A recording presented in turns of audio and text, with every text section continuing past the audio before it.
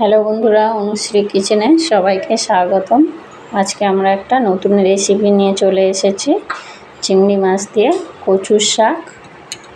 চিংড়ি মাছটা আমি ভালো করে কেটে নিয়েছি আর লবণ হলুদ মাখিয়ে নেব। লবণ হলুদ মাখিয়ে একটুক্ষণ রেখে দেব।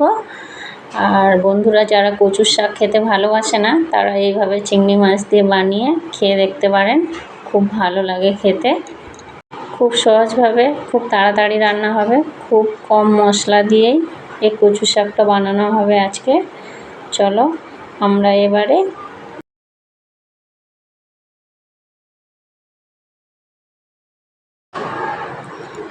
আমার মাখানো হয়ে গেছে। এবারে আমি কড়াইতে একটু জল গরম করে নিয়েছি, এর মধ্যে কচু শাকটা সেদ্ধ করে নেব লবণ হলুদ দিয়ে। এর মধ্যে আমি অল্প একটুখানি একটা সাদা কাপড়ের মধ্যে একটু তেঁতুল দিয়ে দেবো, যাতে গালটা না কথা বলে।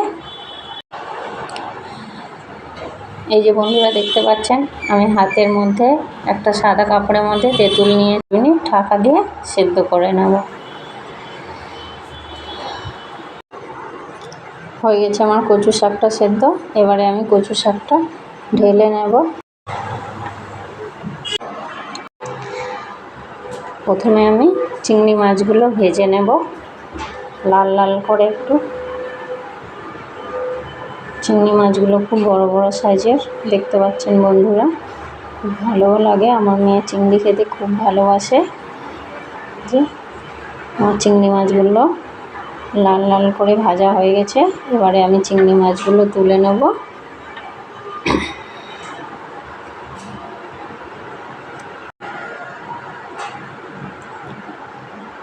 যারা কচু শাক খেতে ভালোবাসে না, কচুলতি খেতে ভালোবাসে না, এইভাবে কম উপকরণ দিয়ে রান্না করে দেবেন, ওরা খুব ভালোবেসে খাবে।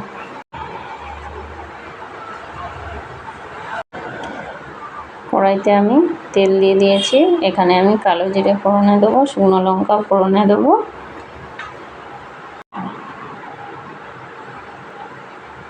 এবারে কচুর শাকটা আমি দিয়ে দেবো এখানে,